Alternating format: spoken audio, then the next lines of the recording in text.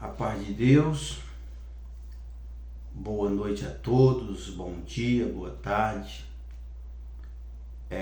Quem não me conhece, o meu nome é Silvio, tenho 48 anos, casado, pai de 3 filhos.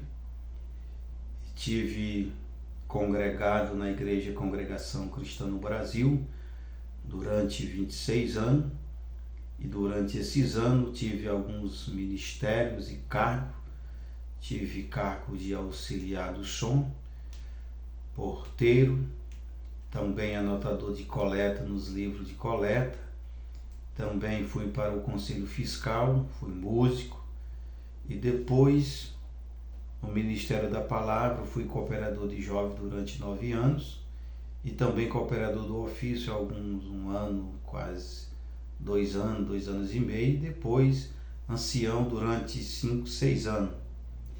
E durante esse tempo, eu era uma pessoa muito firme na igreja, muito empenhado.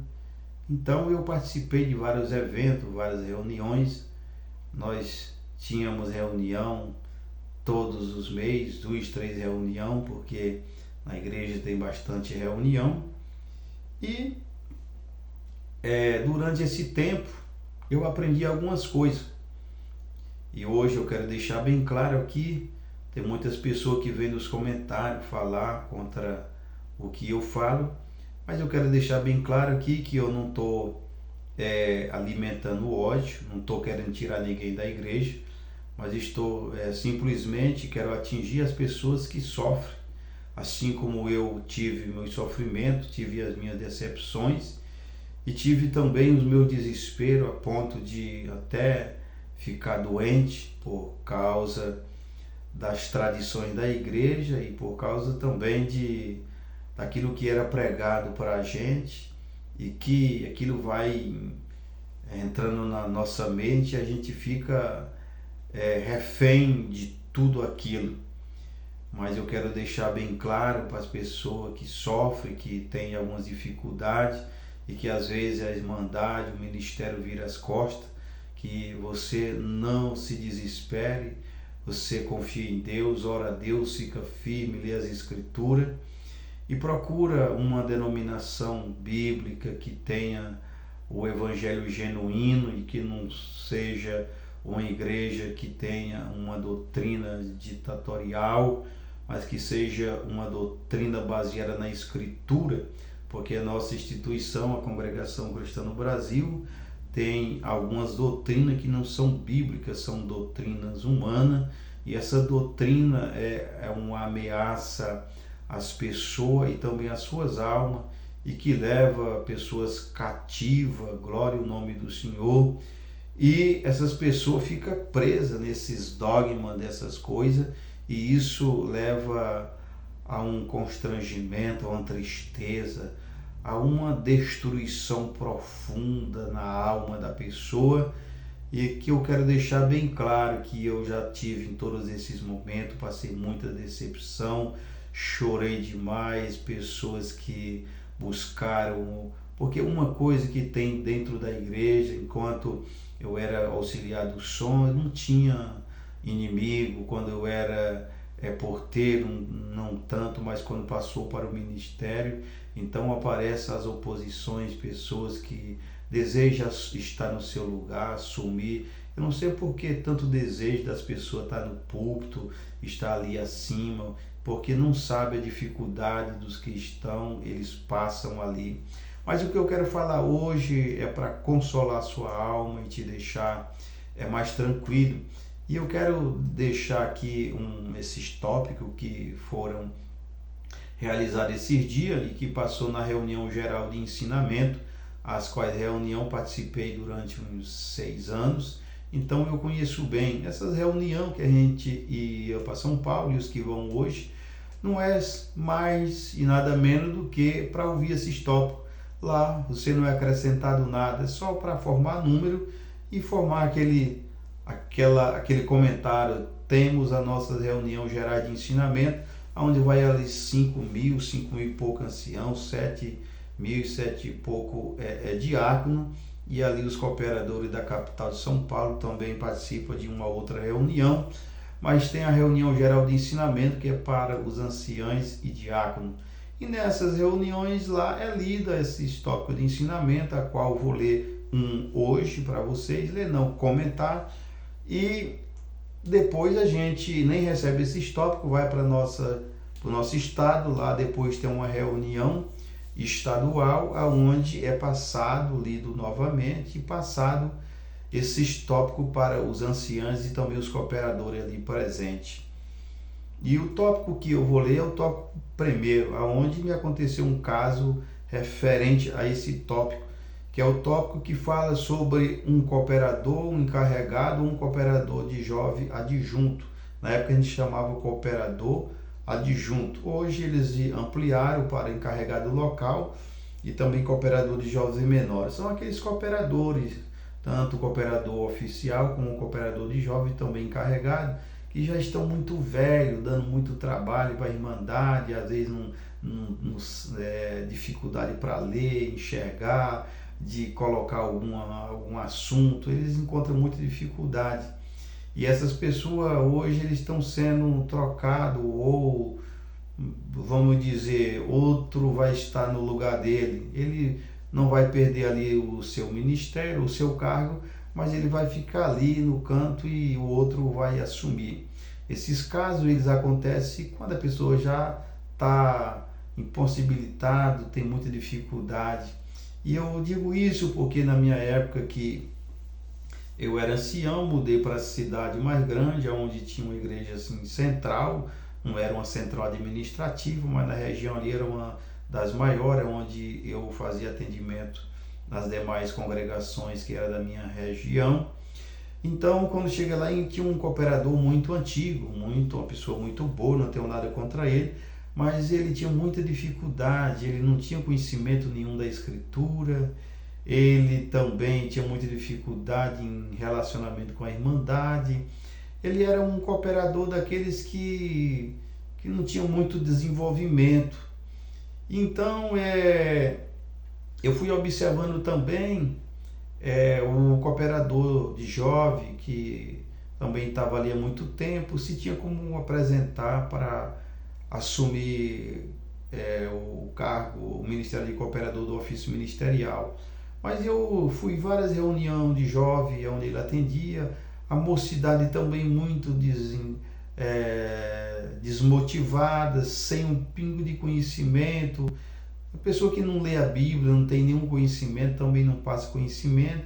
É só aquela pregação mesmo, como diz o outro, arroz com feijão, não tem muita profundidade, não tem ensino. Era a mocidade que você perguntasse aonde Jesus Cristo morreu, onde Jesus Cristo nasceu, eles não sabiam.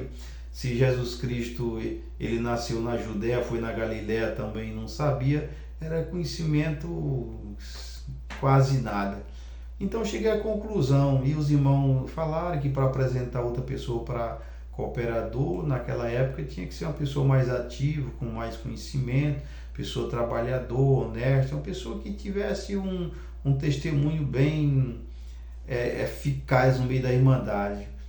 Então, concluindo tudo, eu vi uma pessoa excelente, que hoje é cooperador, muito trabalhador, honesto, uma pessoa bacana demais.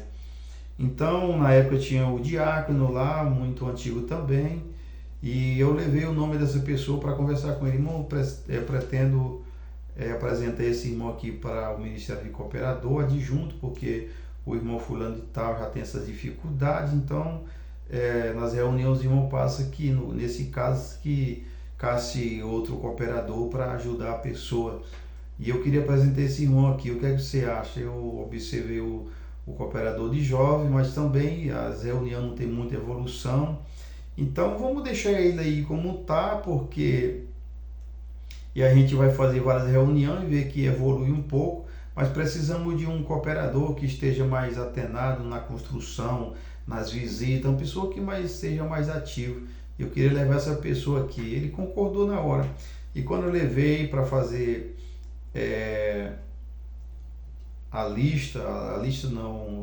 para fazer a carta para apresentar na reunião, foi feita, Então foi levado à reunião. Quando ele levou na reunião de ancião e diácono, o que acontece? É levantado, quem é que conhece esse irmão fulano de tal? E aí alguns conheciam, e aí, ó, irmão diácono, você conhece esse fulano de tal? Você, lá da sua cidade, você deve conhecer. Ele falou, irmão, eu conheço de vista, mas não conheço muito bem essa pessoa. Então aquilo dali foi uma contrariedade, porque essa pessoa morava na mesma rua que ele, era conhecido, numa pequena irmandade aí com 30 irmandades, todo mundo se conhece. Mas o problema é porque ele não falou que ele queria apresentar o cooperador de jovem para cooperador do ofício, porque eu tinha alegado as deficiências, que essa deficiência iria se prolongar e que não ia ser muito bacana para o crescimento da igreja, mas futuramente seria uma pessoa que poderia assumir outro cargo, como diácono e assim por diante. Não vamos entrar no mérito. E aí parou. Então não vamos orar, vamos deixar aí um pouco. E aí depois foi chamado esse diácono, eu e o ancião regional, para nós conversar. E aí ele falou, irmão, por que é isso? Eu digo, irmão, eu não sei, porque no dia lá eu conversei com um irmão aí, ele concordou, e hoje ele veio com isso, eu não estou entendendo por quê. Aí ele foi e falou, não, porque eu queria que apresentasse fulano de tal dos Anzóis, não sei o quê, por isso, por aquilo, outro. E eu disse, deixei bem claro para ele, irmão, quem sabe, os irmãos aí, quem avalia, mas no meu ponto de vista, para o crescimento da igreja, como os irmãos falam que tem que ser uma pessoa que seja dedicada na parte de construção, de missão, de visita, disso, daquilo, outro, eu não vejo esse lado aí ativo nessa parte, mas essa daqui eu vejo, porque é uma pessoa que é muito honesto, trabalhador e está sempre envolvido nas coisas, eu acho que vai dar certo, do meu ponto de vista, mas os irmãos observam aí e vê o que pode fazer. Então passou muito tempo, até que concordaram e apresentaram essa pessoa para cooperador do ofício ministerial. Está lá até hoje. E quando eu saí de lá, não perdi o cargo de ancião. Então o que aconteceu? Precisava de outro ancião. E naquela região todinha não tinha outra pessoa mais bem indicada, uma pessoa com mais característica de um ancião, porque ele não é uma pessoa como muitos, que ele é muito fanático daquilo outro. Ele é uma pessoa claro, aberto e honesto naquilo que faz. Mas em outra cidade eu apresentei outro cooperador, e esse cooperador ele era mais ativo, porque ele era uma pessoa muito político, antes mesmo deles ir para cooperador. Alguns anos atrás, mesmo depois de crente, ele tinha sido um candidato a vereador, não tinha ganhado, mas tinha se candidatado. Então era uma pessoa que ele é bem esperto. Então, como ele sabia que precisava de um ancião, então ele fez uma política muito bacana. Então ele se envolveu muito com a central administrativa, ele é pintor, trabalha na área de pintura. Então ele se envolveu na parte de pinturas em todas as casas de oração. Então ele ficou bem visto ali no meio da administração, no meio dos diáconos e anciãos ali da sede. Então quando foi para apresentar um ancião, claro que estava lá o nome dele, foi apresentado para ancião, está lá até o dia de hoje. Mas que eu quero deixar bem claro aqui para todos que vão ouvir esse áudio, esse vídeo, melhor dizendo, que eu não estou querendo defamar ninguém, nem destruir ninguém, falar um pouco que dentro da igreja tem uma política que essa política não faz bem para a igreja, não faz bem para a irmandade, não faz bem para o evangelho, isso faz mal, porque são coisas que Deus não se agrada. E outra coisa que eu quero deixar bem claro aqui, a congregação é muito contra o estudo da Bíblia, ela é contra o estudo da Bíblia, e para qualquer evangélico, qualquer denominação, o essencial é o estudo da Bíblia. Então, se você vai em uma visita, você vai em qualquer movimento onde tem crente e ali ele faz parte do ministério, o maior medo dele é de precisar abrir a Bíblia e ler qualquer trecho da Escritura, porque eles temem por falta de conhecimento das Escrituras, não tem nenhum amplo conhecimento, é um conhecimento mais ali de profetada. Ele lê um texto, bora colocar aqui: o Senhor é o meu pastor e nada te faltará. Naquele texto não é aprofundado o significado, a época, o costume, o espaço geográfico, não tem isso. Se você leu aqui: o Senhor é o meu pastor, nada me faltará, o segmento da pregação é esse. Irmão, hoje Deus mandou essa palavra e você pode estar como esse salmista que estava olhando e vendo as dificuldades da tua vida, mas hoje Deus manda dizer para você: eu sou teu pastor, nada te faltará. É uma palavra consoladora, é uma palavra que consola e alivia a sua situação, mas não é uma palavra que te traz edificação espiritual, não é uma palavra que te leva a Cristo e te leva ao sofrimento, a entender por que o salmista estava passando aquilo dali, qual era o resultado que ele iria ter se enfrentasse aquela situação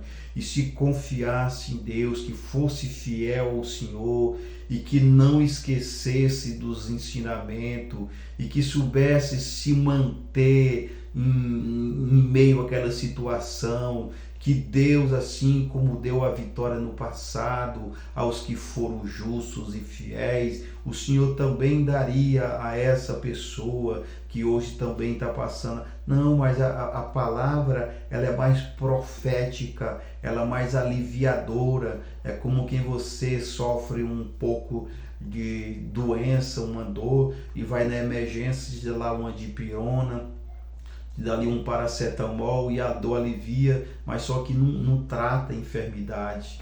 Então as pregações é assim. Hoje eu estou indo em uma congregação, em uma igreja, as palavras são diferentes. É um confronto contra os meus desejos, é um confronto contra a minha pessoa, é um confronto contra os meus costumes, contra a minha visão de mundo. Ela me tira do centro e coloca a visão na pessoa de Jesus Cristo, me leva para Cristo, quem foi Cristo, como que Cristo agiu, que maneira você deve agir nessa situação, como que Cristo quer que você seja, e assim é a palavra cristocêntrica. Mas quando é uma palavra voltada para o homem, é uma palavra que vem massageando o ego, que venha te levantando, só que aquilo não é verdadeiro. Quando der amanhã você está sofrendo o mesmo sintoma, precisa voltar lá novamente, e aí você vai sendo enganado e deixando-se levar por aquele engano, e você nunca é sarado, porque o ensino da palavra verdadeira não está em você.